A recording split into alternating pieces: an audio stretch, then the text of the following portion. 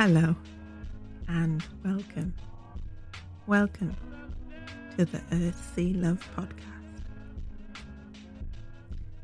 This podcast is for and about women of colour and our relationship with nature. Hosted by me, Cherie Mack. The Earth, Sea, Love podcast is committed to exploring the experiences of women of colour with Mother Nature. We want to provide spaces where the hidden voices in the environmental and conservation conversations can explore their relationship with the natural world.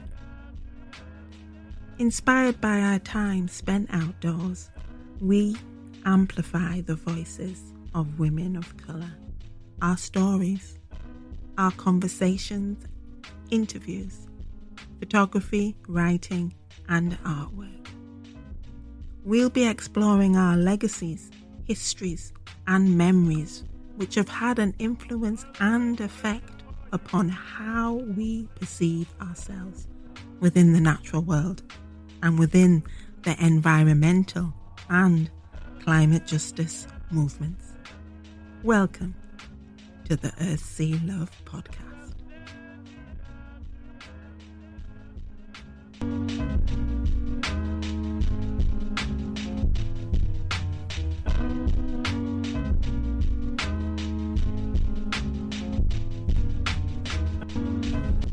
The Earth, Sea, Love podcast has been made possible by the funding from National Lottery Heritage Fund. Thank you. Hello and welcome to the Earth, Sea, Love podcast again. And this episode I share the conversation that I had with Shirley-Anne. Me and Shirley-Anne go back years. We were fellow writers. We were cutting our teeth together in the Northeast region, and I'm so pleased that we've remained friends. But even after being friends for so long, there's still things that I have learned and found out about Shirley-Anne during this conversation. Shirley-Anne works as a counsellor, and we find out in this episode that probably is her calling. Her calling is to serve other people, to help other people. But there was that one other time in her life when she wanted to be a gardener, and this was news to me, but the joy and the pleasure that Shirley-Anne describes that she gained from nature as a child has stayed with her as she's become older. So we discuss, her profession and how she got into it. We explore her childhood, and we also tap into the mental health benefits of spending time in nature. And it was a really good exercise for me to revisit this conversation that we had in May, I'm ashamed to say. But if you listen to the last episode, you know why this podcast has been a bit silent and a bit in remission, we could say, for the past 2 months. So we have got a little bit of a backlog of episodes that need to come out, that have to come out, and not because, they've been recorded and there's been a promise there, but because they are so damn good that really it's been hurting me in a sense to not share them with you. There's been so much quality jam-packed on my my MacBook here that I haven't been able to share with you, but I take great pleasure now to share them with you. So the plan of action is hopefully, and now that I'm back into the swing of things, it's going to happen, that we'll be releasing a new episode every week for October. So you're going to get this goodness into your inbox, into your ear channels, is that what we call them? Every week for October. Why? Because October is my birthday month. This is my favourite time of year, and what better way to celebrate my next journey around the sun if not sharing these conversations. They are so good, so joyful. We touch upon important issues around how Black women's bodies, women of colour's bodies are treated in society. But if you take a listen, you'll hear there's a lot of laughter and joy in these conversations as we show up for ourselves and each other and Mother Nature. So, without further ado, here's the episode with Shirley-Anne, and enjoy. Bye for now.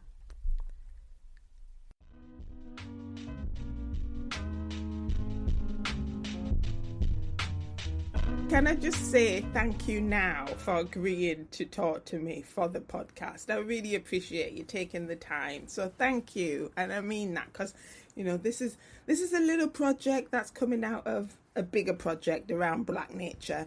And I'm just reaching out to people that I love and trust and have a relationship with, that we can have a conversation around stuff that's close to our heart regarding nature. So thank you very much for agreeing to doing it. Thank you. You're so welcome. So how are you? Because in the time we haven't seen each other, you've been married and you've moved. Have you got that home with land now? Yeah, and I turned 50. See, I got a promotion at work. I've moved jobs 3 times. So you're not with Mind anymore then? No, I'm not with Mind. I left Mind. Oh my goodness! So like about 9 months ago. Okay.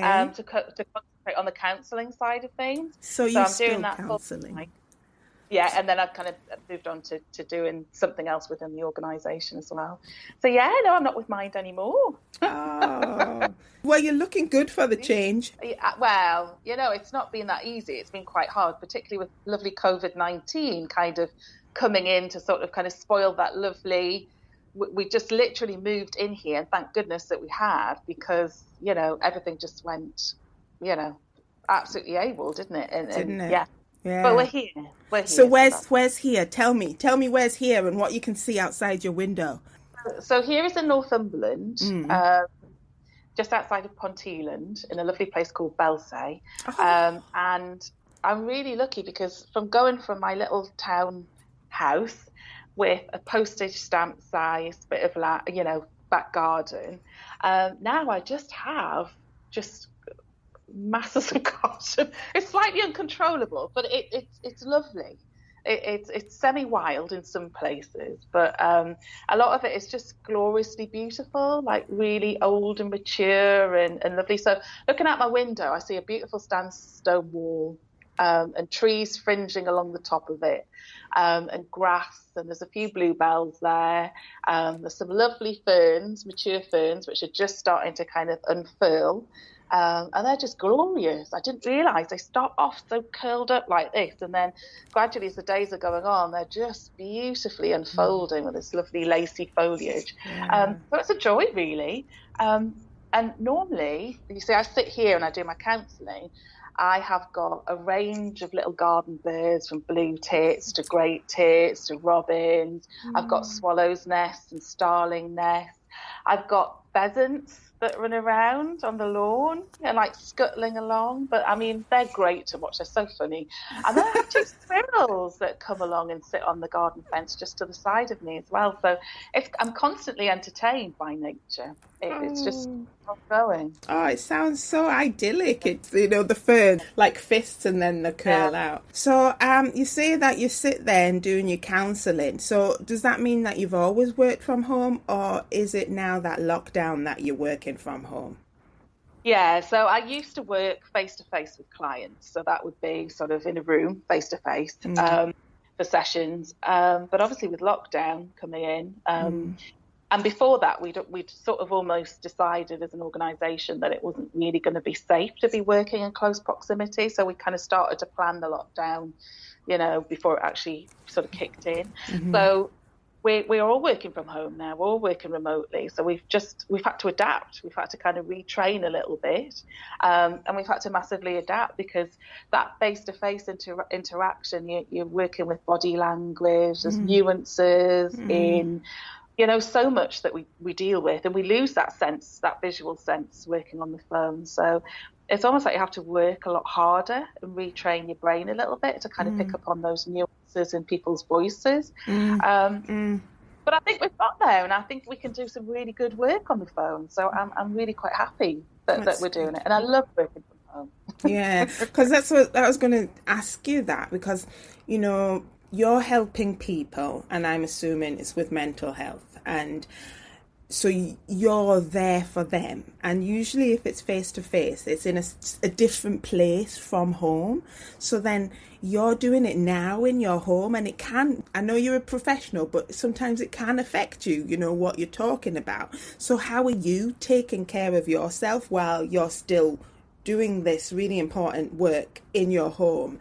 How are you unwinding afterwards? Because, you know, you could use that trip from the office or whatever to home to decompress and get back into a good space, but you can't because you're actually doing it all in your home. So how are you looking after yourself? That's what I want to know. I am. It's a trial and error though, because I think I have been working really hard. Part of me kind of thought, oh, lockdown, working from home, things are tailing off a bit, it would go quiet. But actually I feel I've been working even harder than I normally do in the office kind of thing. So it's been important. I do make sure I have regular breaks. So it's nice to have the garden because partly I'd worked in the centre of Sunderland. So, you know, unless I went and made an effort to walk to a park, which wasn't always possible in the time scale, I would be stuck in the office really. So I'm making an effort to go and sit in the garden and maybe have a walk around the garden. Looking after myself, I think it's a bit of a work in progress. You know, I do my usual things like reading. The garden's new, so it's absolutely brilliant because I could just go out. So I take a little bit of a few strolls around the garden in the morning to kind of get me in the mood. Mark actually has just redone a swing for me. There was a swing in a little kind of cove of the garden, which was all sort of rusted and the wood was all mossed over. And as a child, you couldn't get me off a swing. I was always on a swing. I was outside, hanging upside down from the swing, like 9 in the morning till 9 at night. Mark got this swing and he's made a seat for me. He's repainted it, covered up the rust off. So I go out there and I have a swing on my swing. Oh, that's gorgeous. I love that. It kind of takes me back to kind of reconnect me with being a child, I suppose. It's just, you can't be stressed swinging on a swing. No, not at all. Not at all, yeah. It's just lovely. I admire you because I've always been a case on any rides. I'm sick. So I used to have to go on them like a swing or, you know, even shuggy boats, whatever, with a plastic bag. The kid, you still want to do it, but I had to go on with a bag so I could be sick into. It's such a simple pleasure. I know, but yeah. So I do admire you, and I can picture you now on your swing, grinning. So that's a lovely image. I love that. Thank you. Yeah, I love that. But I mean, gardening's also been the other saviour because, like I say, we kind of inherited this large plot of land, and a lot of the garden had been sort of left to go to weed for many, many years. So this is kind of, you know, and weeds are weeds, but I kind of see weeds as being beautiful as well. Like Mark's we're not cutting the daisies and we're not getting rid of the buttercup. So we have a kind of bit of a buttercup meadow going on, which is getting higher and higher. Oh, that's And it may beautiful. take over everything, but it's beautiful. Yeah, I'm totally with that, with the idea of weeds. We've just got a concrete yard out there, some potted plants, but what's taken over are the weeds. And I just love them because there's some like crawling ivy sort of weeds, but they've got these lovely pinky purple flowers that come out, and they just come out of the concrete or any crack. Yes. And I just think they're so a good metaphor for resilience and tenacity, and I think, yeah, live on. Absolutely. There's no Yeah, keeping those weeds down, Cherie. They come back no matter what. exactly, It's great. exactly. It's perfect, really, isn't it, for that Yeah, resilience? yeah, Definitely. Yeah. yeah. So how long have you been a counsellor now, and did you get into it because of personal reasons, or have you always, because it is a service, it is a really major service to be there for other people, because you're holding space for people to I don't know, either remember or get back to themselves, to their authentic selves in a way. So what did you feel this was your calling all the time, or Partly. I think I've battled with my calling over the years. I wanted to be quite a few things when I was young. Partly one of them, which I was revisiting, thinking about this really, was I wanted to be I wanted to be a gardener. really? I Yeah, never I knew wanted that. to be a gardener, and then I kind of moved on and wanted to be all kinds of different things. But a writer was one. But the whole counselling side of things, I think I've always been massively drawn to helping people. I haven't always had the time to be able to do it, but even because I work full time and I was in a retail career, retail management from sort of leaving school, and there wasn't really the time to kind of focus on that, and I always felt quite empty, and I knew that it wasn't always going to be my career. There was something else out there for me, but I wasn't 100% sure what it was going to be. So when I had kids, I volunteered. I was a community mother, so that meant going out and sort of supporting mums in the community that had suffered postnatal depression like I had. And I found that really rewarding. I took some time to train as a life coach, and I really enjoyed that, and it's sort of develop my own business in that. But part of me was sort of thinking all the time I was doing the life coaching that actually, perhaps these people might benefit from some counselling, actually. And it just made me think more that, this was something that I could do, that I had that empathic sort of nature, and that, it just interested me. I just really wanted to help people. It was a huge commitment. It's 5 years training, so the time had to really be right. And as you know, I had a diagnosis of breast cancer at 43, and that was kind of the time my now husband sort of said, look, if this is what you want to do, you do it, just do it. Yes. We've got time, just do it. So that was kind of my thing to do it there. And I've not looked back. It's perfect. It's my perfect fit, really.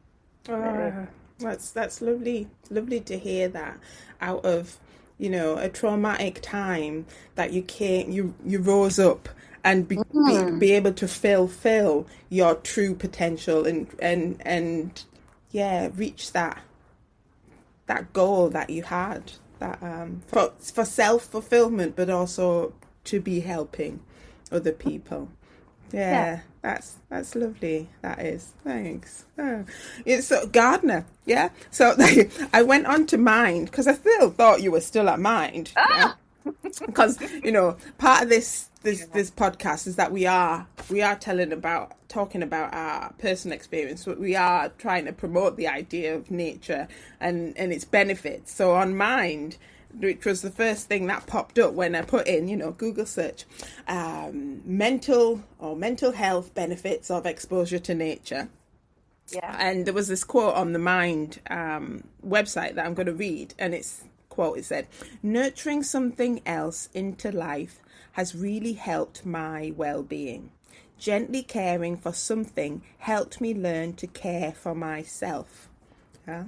End quote. So that's off the website of Mind. Just there, when you said about wanting to be a gardener, And this leads into your relationship with nature. Has it always been a close relationship with nature? I mean, was it in your childhood? I mean, what was it? I mean, at what age did you want to be a gardener, and why did you want to be a gardener? Was it, as the quote said, something nurturing there that you were drawn towards? Yeah, I mean, thinking back, it's always been with me, really, that desire to be close to nature, that getting my hands dirty in soil. I think it started really, both my grandparents were really avid gardeners. So my granny had this roof terrace above a shop that she ran, and it was just amazing, just full of little gems, little plants in pots and a little greenhouse. I was just fascinated by it. And my other grandparents were avid campers and hikers. So because I was a bit of a naughty child, I was always sent off to go and camp with them at the weekends and for like long holidays. And we would just camp and we would just be in nature all the time, and we would hike, and it was just lovely. So it was kind of just part of who I was growing up, I think. I remember being age 7, and I was allowed to have a little garden, and I planned it. I planned what seeds I would get. I kind of planted it all out. It was all coming up. Unfortunately, my mother paved over it. She said, it's all right, we're going to keep it. We'll tell them not to pave over it when they come. But they paved over it. I was devastated.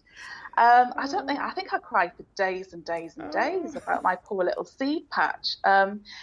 I was promoted and I got a big rockery in the garden, actually, so I could kind of direct all of my passion towards that. But, you know, it was just lovely. A trip to the garden centre was exciting. I mean, you know, we're talking about, I'm 50 now, so it was like decades ago. So there wasn't like any social media. There was only 3 channels on TV. So, you know, you kind of had to entertain yourself. And I think just that gardening just did it for me, really. And I was always outside. Can I ask that question though? Did you see many other little black girls like you in these garden centres camping out? Shirley, in that time there wasn't any other black girls around. Where's this? Yeah. Is this North Shields? Are we in North Shields? We're talking about Whitley Bay. That was kind of where I lived up until I was about 11. So no, there wasn't really any black children around. So apart from my brother, my brother's half West Indian. So yeah, no, there wasn't. I didn't see anybody in the garden centre. So it's not really something that and when we were out hiking, there weren't other black people there either. I mean, really, you're talking about, you know, I went on hunt to sort of connect with my identity and went and lived in London from the age of 16, 17. And there were black people there. It was amazing. I know. That was the same for me. I did the same when I was 19. That's when I went down to do my degree in London. And it was a case. That's when I call it as my time that I got in touch with my black heritage, because we were the only family around that were, you know, coloured, as they called it, for years and miles in Newburn, in our little village. So it was a case of having to go out and hunt for that other side of my identity. Yeah, so I totally relate with that.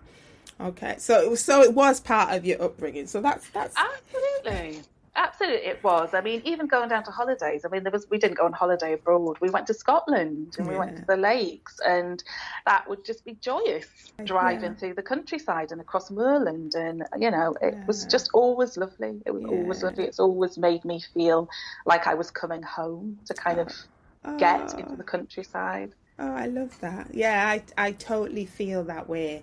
And it's not just a coming, it's a coming home to the land, but it's a coming home to the self. You know, it's that relationship, that connection that we can make with nature. Getting closer actually means that we're getting closer and making that connection with ourselves, and that means also others. You know, yeah. So, do you feel that you've passed it on to your beautiful sons? Well, I don't know, because they're proper town children, really. They love grass because it's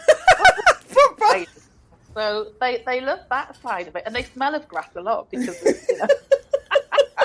but other than that, I'm not sure, because we hadn't really had a massive garden. We had a backyard like yourself for most of their sort of youth. And actually moving here has been great. Max has been going for runs in the countryside, down the country lanes. And he stopped and he said, you know, this is just heaven. He's taken pictures and put it on Instagram and stuff.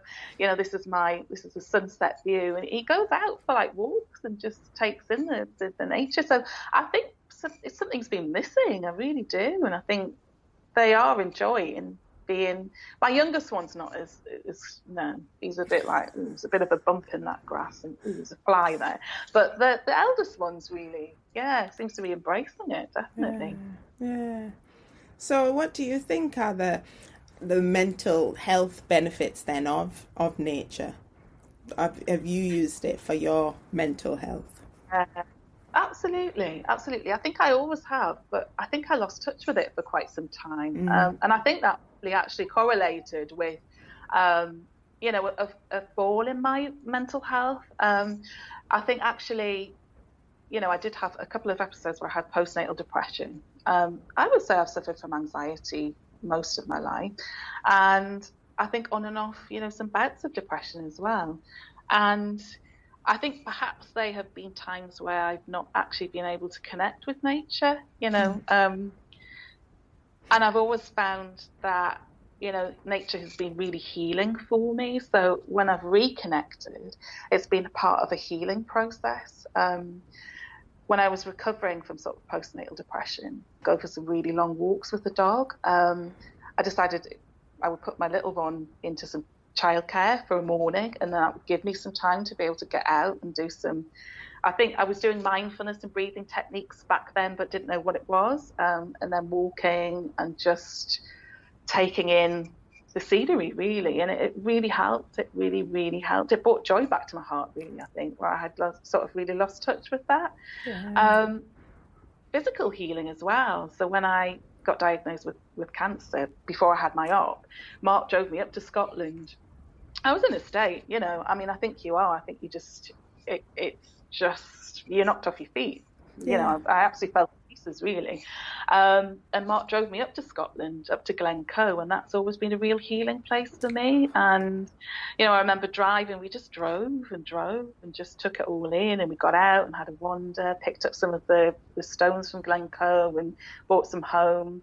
When I was having chemo, we went up to Scotland and we just drove around. We went across the Skye. And, you know, on the way back, it was pouring with rain. And I remember driving through Glencoe and seeing two rainbows crisscrossing across Glencoe. And it was just absolutely amazing. And it just made me, it healed something in here, I think, definitely. And gave me a lot more strength to kind of carry on and push through everything. Yeah, I do. I think it's invaluable. It has been for me, anyhow. It has been invaluable, and I think there's a physical link and there's a mental link as well to it too. Definitely, Lovely. Definitely. Thank you. I mean, just those word pictures that you created. I know Glencoe. I love Glencoe myself. It's got a special place in my heart.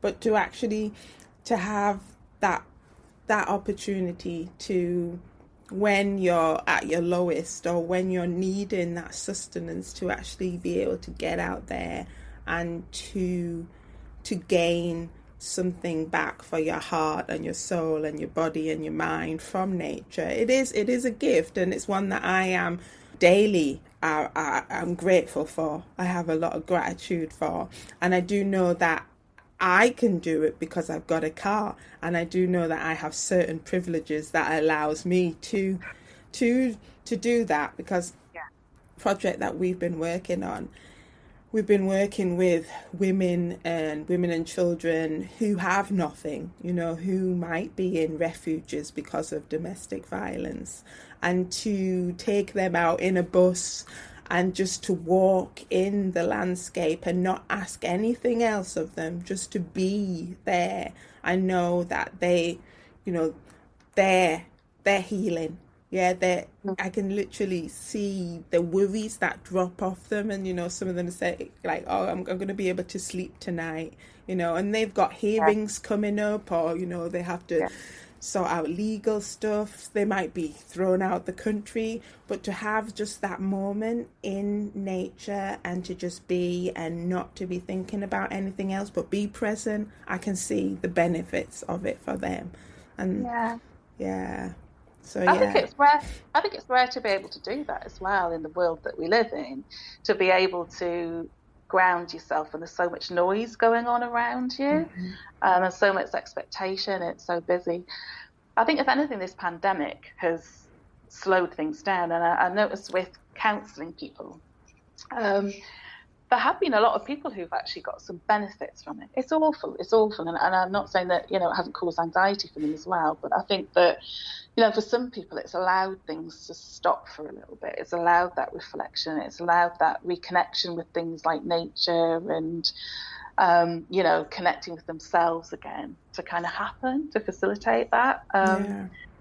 And for me personally, it's helped me to sort of have that time to kind of relearn the language of nature a little bit more, because it feels like I knew it really well as a child, but I lost that kind of connection with it, and now I kind of am learning it again, and that's great. You know, it's really fantastic, and I'm determined that I will maintain this connection, that this is going to be. So, because I was just gonna ask you about, you know, the government is putting in place stuff to be easing out of lockdown, etc. And you know what is coming out is that idea that people have reconnected with nature, and also the argument is that, you know, we're in this position because of what we've been doing to nature, or how we've been abusing it and using it for our own means, and you know what goes around comes around. You know, the argument is COVID-19 is something that we've done to the ecosystem to bring it about. And that information is out there and we're easing out.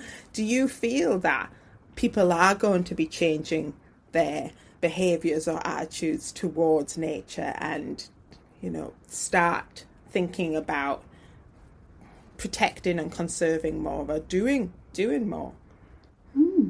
I would really like to think so. I do have a lot of faith that, you know, people have seen some of the benefits.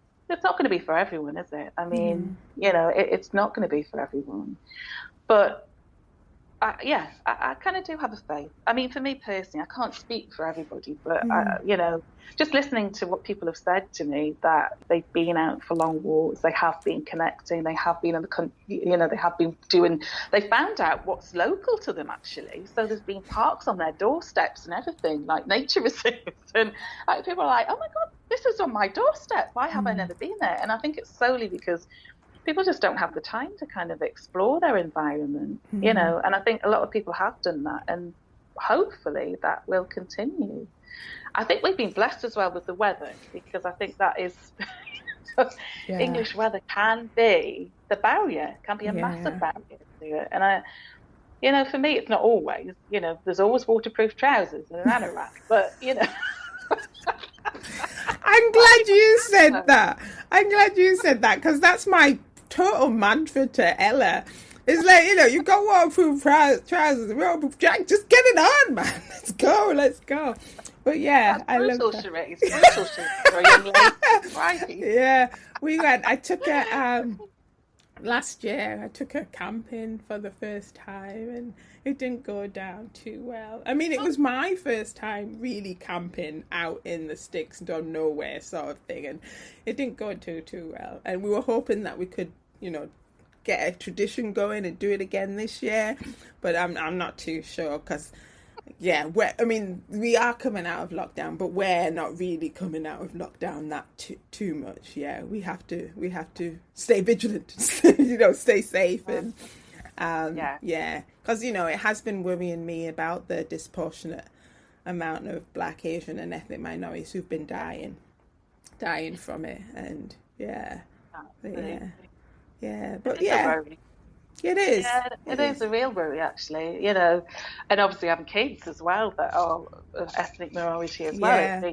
It's worrying because we don't have the answers. No, we don't. But we do have the figures, that are telling. Yes, that's it there. So we just need to know the whys. But we probably know the whys anyhow, because there's been that underlying inequalities and racism and that sort of thing. But Nene, he was teacher training when lockdown started in Liverpool.